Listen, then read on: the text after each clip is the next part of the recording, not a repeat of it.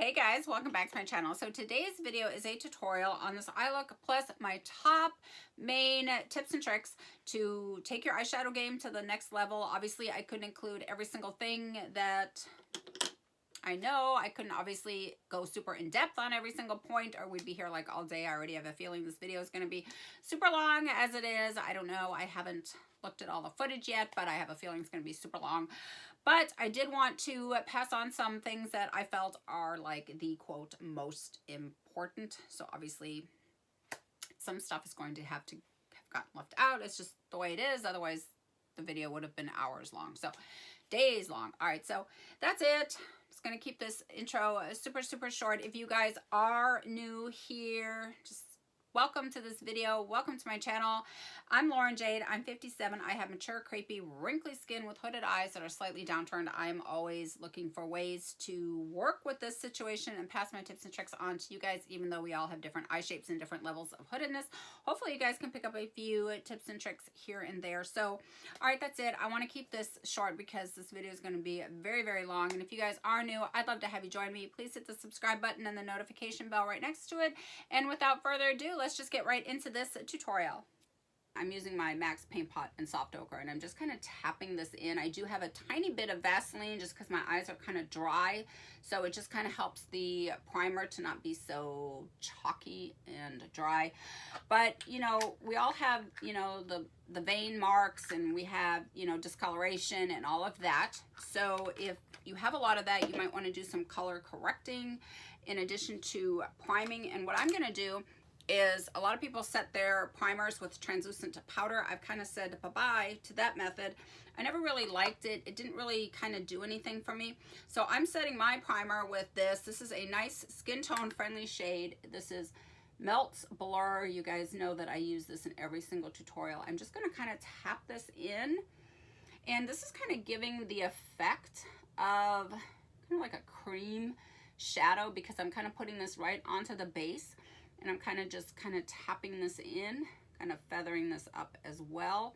I want this to look like it's part of my skin. I want to kind of give that, you know, this is coming from within my skin type look. And I'm concentrating this everywhere where I'm planning to place like my transition shade or my shadows, which is basically in this upper socket region, kind of upper crease area. So that's kind of where I'm focusing this. All right, so the next thing that I always do, and you guys know that I do this in every single tutorial, I'm going to bronze my crease with the Hoola bronzer. I do this in every single tutorial. I always start right here in this inner bridge right here of the nose right here, and I sweep this through this upper socket region right here, kind of up towards the brow.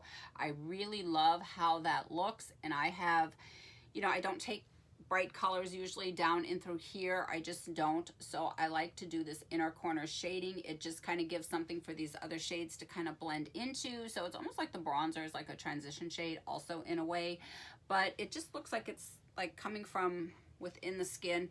Just gives such a nice sultry fade to the look, and that's just what I like. Bronzer into this inner socket region. I also take whatever's left over on the brush and I sweep it through the rest of the upper socket region, so pretty much right on my brow bone, because this is basically the main shade that's going to kind of peek above everything else. I kind of use the bronzer as a transition shade, and because it's, you know, that and the blur, since it's a skin tone friendly shade, sometimes I will put the light in first because then I can really see my orbital bone and I can see my socket bone. This is super vital if you have hooded eyes. So I'm going to grab this bone shade from the Kylie Bronze palette, and I'm going to just kind of cut my crease with the shadow, which is pretty much what I always do, and I'm going to kind of tap and press this right into this upper socket. I'm going to go above my natural crease a few millimeters. I'm going to go really high, and the other thing that really kind of helps you to see that socket bone and that socket shape is to look down into the mirror. When you do that, you can get really high up into the socket. So that's super important. Going to tap and press and really get in there. Now, I don't know if you can kind of see, but now you can see the shading and the contour that I put in, and for me, I can also see my orbital bone. And the nice thing about putting in the light first before the actual shading, so before you go in and do your contouring and putting in your transition shade, if you put in the light first, you can better see your orbital bone, and that will kind of guide you where to place the shadows. I have been doing this now for a while, that I actually know where my orbital bone is, and I know where to kind of place those upper crease socket shades.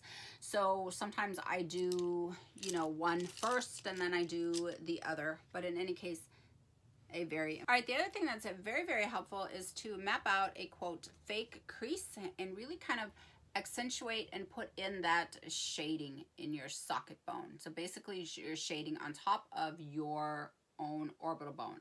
I'll show you what I mean. So I'm going to grab this cool tone shade here. I'm using a Sigma E65. This is a angled liner brush. You can use any type of small brush, you know, something like an angled brush or something like this that's really, really small and precise that will allow you to kind of get in there and map out that shape is good. So I'm going to pick up a little bit of this, and again, I'm going to really kind of make sure I'm looking down so I can fully access my socket I need to get in there. So I want to get this up high as I can, and I'm just kind of putting in a little fake crease and just kind of mapping out. And again, I am following my own bone structure. I'm following what my eye just does like naturally. So you want to make sure you're doing that as well. So mine goes up higher up here and then kind of comes down. So I'm basically right now I'm a few millimeters above my natural crease, but this is kind of putting in a little bit of shading and just kind of giving me like that guide. So my eye kind of goes down here and kind of goes up and then just kind of comes down. So I'm just kind of mimicking basically my own natural crease. But you know, when you use cool tone shadows, it's kind of like shading, right? So that's why the Hoola bronzer is such a really good like contour shade, because it's not too warm toned like a lot of bronzers, and it does kind of have that cool tone grayish base, but yet it's not so cool toned that it just looks, you know, too ashy or, you know, grayish, which some people on their skin tone, you know, they can't go with cool tone shades. You know, they need something kind of warm tone. So basically what I'm doing now is I'm just kind of following what my eye does naturally, which is, you know, up here, and then it kind of goes up, and then it kind of comes down here through the socket bone. I know a lot of people that, what I'm going to do is I'm going to take this is the Sigma E27. Again, it's that little tiny brush that I was talking about that kind of fits right into that socket. I'm going to pick up a little bit of this shade right here. It's a little terracotta shade. And what I'm going to do is I always start these darker shades right in this little plug and play area, which is this little section right here.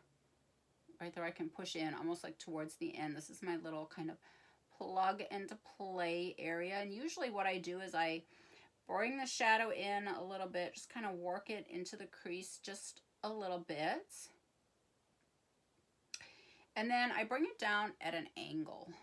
So I get in here and then I bring it down here at an angle. So it's kind of like a true V, but it is not, it's coming down at a diagonal, I should say, like right in through here. So it's kind of here, it's kind of at a diagonal, and then it's kind of out here. And then, as you notice, I'm not all the way, like, it's towards the end. So then you just want to, like, you could go in with a, this is when the, quote, large fluffy brush actually comes into play, and then you're just going to kind of push that color out and just kind of smoke it out. The other thing that you can do if you don't want to do a, quote, outer V, let's say you just want to have some color out here, I'm going to go ahead, we're just going to kind of pretend that this little arm isn't there. So we're going to put this in this little same section right here, and we're just going to kind of bring it down. It's kind of like almost like at a diagonal. kind of pat that down, and I'm going to get that right into that socket, just kind of bring it down. And then you're going to just kind of slowly feather that color in. Maybe a quarter of the way, maybe a half of the way, a third of the way. You're just kind of bringing that color in. So now you definitely have this definition out here going up that's just kind of adding some depth and dimension to the overall look. So I'm going to do that now to the other side, and I'll be right back.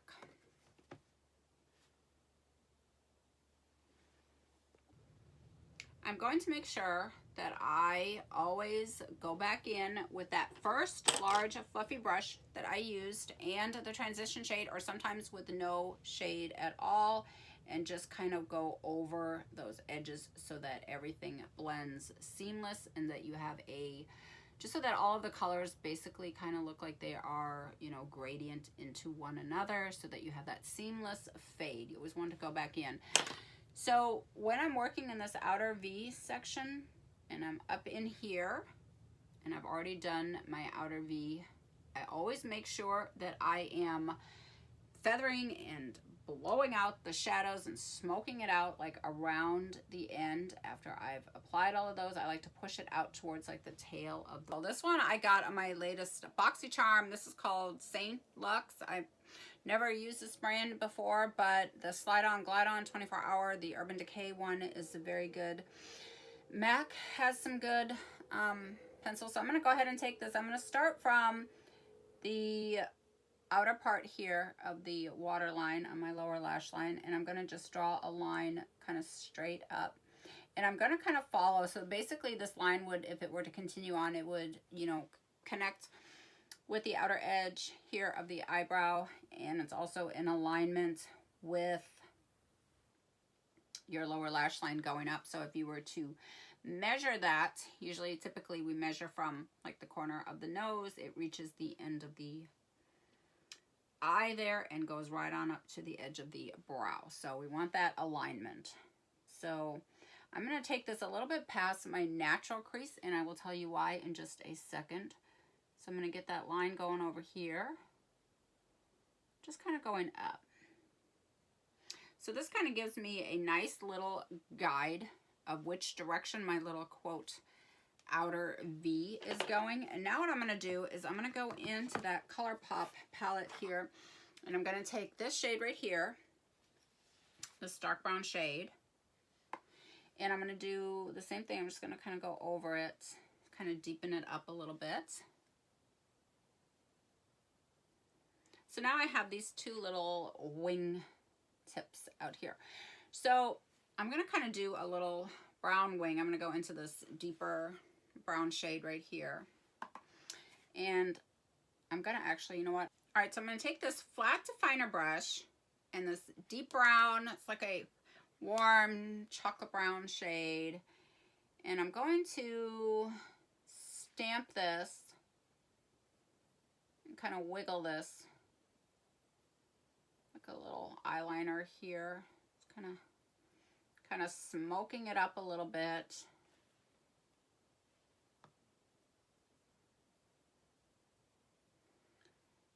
Getting right in there. And then I'm going to start to connect this little wing tip. And I like to use an angled liner brush for the color on the front, the inner corner. It's just a little bit easier to get in there.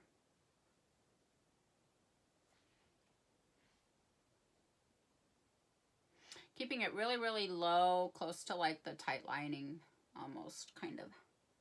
Getting a little thicker as I get to the outer corner. And here's how I'm going to connect this wingtip. I'm going to start from here, and I'm just going to do little baby steps.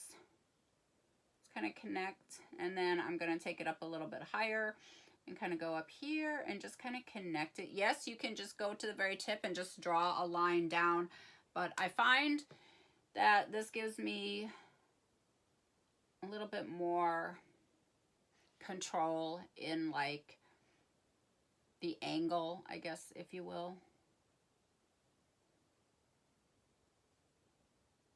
So now I kind of have this little kind of a wing, little baby wing situation going on over here. So this tip right here is above my, past my natural crease. So I'm going to take a darker color now. We're going to deepen it up. I'm going to use this Tom Ford brush because I've never used it before, so why not? This is a, what number is this? This is the number 12, and an angled liner brush, something like this, will also work really good too because you can get in there. So I'm going to pick up a little bit of this darker shade. It's like a very tiny bit. And I'm going to use this tip as a guide. So I'm going to darken my natural crease right here, put a little bit in. And then I'm going to go up to the tip, because you can see the tip is higher. I'm going to also drag that in.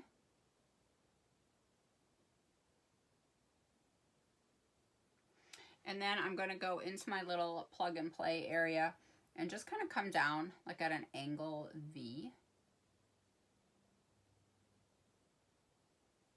And then this is going up, and this is connecting. This is up here. And this is like the tip, right? So this is the tip of the wing, and I'm just bringing this in. I'm going to grab a smaller brush and just kind of drag that in. So what's really nice about this method is everything is in alignment now. Your eyeshadow, your little wing is in alignment with the shape of the shadow, and everything is kind of going in. It's just a really cool little outer V kind of a trick. So I'm bringing that dark brown shadow kind of in at that slanted V, and I'm taking it up into my natural crease, and I'm just going to lightly kind of buff that darker shade kind of up so that it kind of meets up with that little point of that wingtip, and bring that in. So now my eyeshadow is kind of going in the same alignment as my wing. So everything is in that same alignment, and that's what we want. I'm not going to bring this in too far. I'm just going to bring it in a little bit.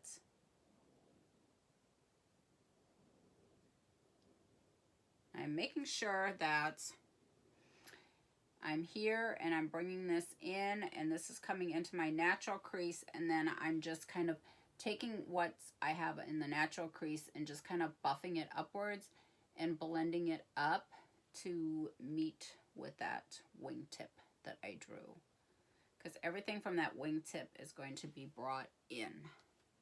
Stick glitters. So what I'm going to do is, my method of operation for working with pressed glitters is pretty much the same as working with regular glitters. I'm going to use this Anastasia glitter adhesive primer. I really like this. I also love the Urban Decay. You guys know when I usually work with glitters, I like to use my Stila glitters, because they're like a liquid glitter, and I also like my Too Faced Tutti Frutti glitters because they are also liquid. They're kind of like that heavy metal glitter liners, like from the Midnight Cowboy and all of those. You guys know when I usually work with glitters, I work with those because they have that adhesive in there. So I'm going to dab a tiny bit on the top of this Petri dish, and I'm going to use my cream color brush, and I'm just going to dab a tiny bit of this. Now, I know a lot of people that work with like pressed glitters, they're like, well, you know, they don't use a glitter adhesive. But, you know, with glitter, that extra insurance is always nice. So I'm just going to tap this on here, right where I'm planning to place the glitter. Just lightly kind of tap. It's always good to have a little extra insurance. And then I'm going to go into, I think I'm going to use this shade. I think this will be really beautiful. And I'm going to start out with, actually, you know what? This one looks good. So does this one. These I want to save for when I'm doing my purple look. Oh gosh, now I don't know. All right, let me take this one. I got to hurry up and decide. I'm probably going to need to use my finger, but I'm going to try seeing if I can't tap a little bit on with this brush. These are really chunky glitters, by the way. So you definitely want to have that glitter insurance, that glitter glue primer. I'm just going to put a tiny bit. All right, I'm going to pop on these falsies. I'm going to spray the face, and then I'm going to come back and we're going to chat.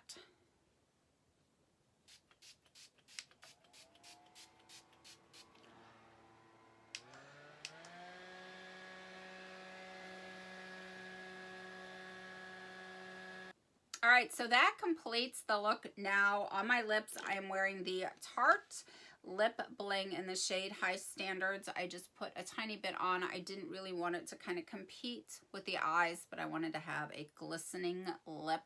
So that completes the look. Thank you. Anyway, this is the final look, and thank you guys so much for watching. I hope you guys picked up a few tips and tricks. Mwah! I love you guys, and I will see you all in my next one, and we will be doing this purple look next time. It's gonna be a full glam, full beat, just like this. All right, that's it. Thank you guys. Love you guys. Mwah! See you in my next one.